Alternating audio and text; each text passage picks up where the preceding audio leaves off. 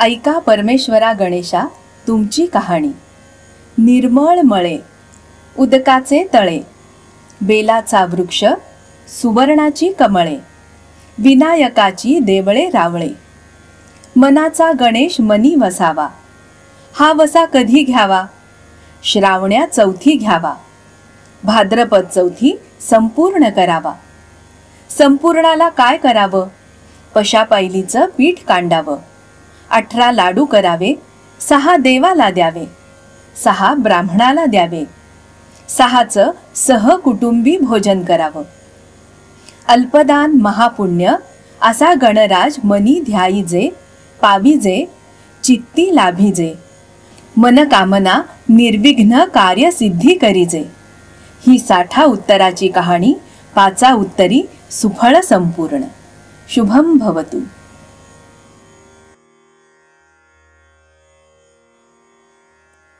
कहाणी ऋषी पंचमीची। ऐका ऋषीश्वरांनो तुमची कहाणी। 8 पाट नगर होतं। तिथं एक ब्राह्मण होता। तो आपला शेतीभाती करून सुखानं नांदत होता। एके दिवशी काय झालं? त्याची बायको शिवेनाशी झाली। विटाळ तसाच घरात कालवला। त्या दोषानं काय झालं? तिचा नवरा पुढच्या जन्मी बैल म्हणून जन्माला आला। त्या बाईला कुत्रीचा जन्म आला। देवाची करणी, दुसरं काय?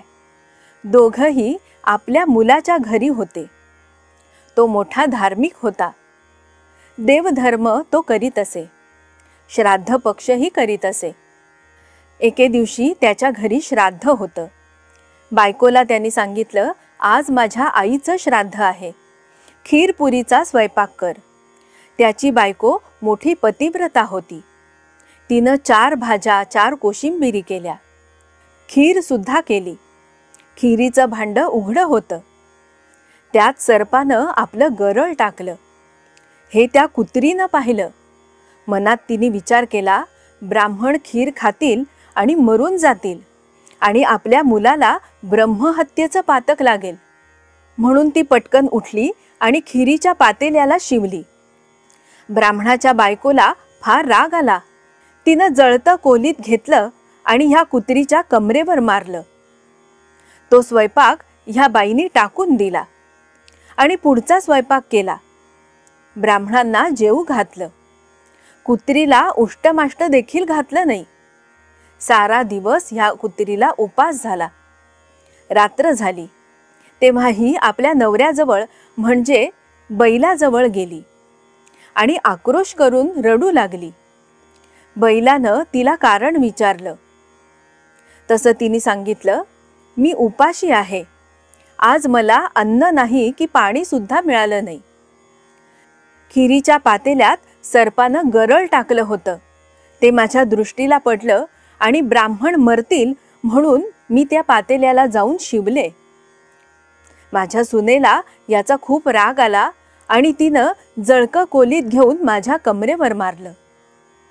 माझं सारं अंग दुखतंय, ह्याला मी काय करू? बैलानंही तिला उत्तर दिलं, तू आदल्या जन्मी विटाळशीचा विटाळ घरात कालवलास, त्याचा संपर्क मला झाला, त्या दोषानं मी बैल झालो। आज माझ्या मुलानं मला नांगराला धरलं, तोंड बांधून मला मारलं, मी देखील आज उपाशीच आहे। त्याचं श्राद्ध फुकट गेलं। हे भाषण मुलानं ऐकलं। लागलीच उठून तो बाहेर आला आणि बैलाला चारा घातला, कुत्रीला अन्न दिलं, दोघांना चांगलं पाणी प्यायला दिलं। मनातनं तो फार दुःखी झाला। दुसऱ्या दिवशी सकाळी उठला, घोर अरण्यात गेला। तिथे त्यांनी ऋषींचा मेळ पाहिला।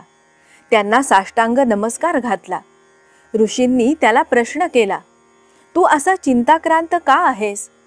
मुलानं सांगितलं, माझ्या बापाला बैलाचा जन्म आला आहे आणि आईला कुत्रीचा जन्म आला आहे।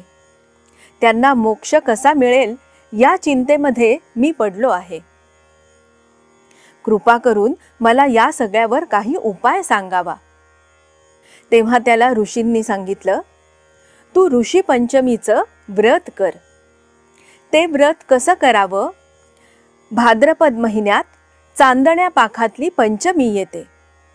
त्या दिवशी काय करावं तर ऐन दुपारच्या वेळी नदीवर जावं. आघाड्याची प्रार्थना करावी. त्याच्या काष्टानं दंतधावन करावं.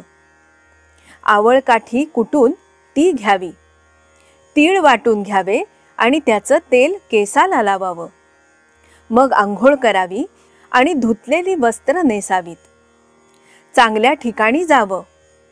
अरुंधतीसह सप्त ऋषींची पूजा करावी.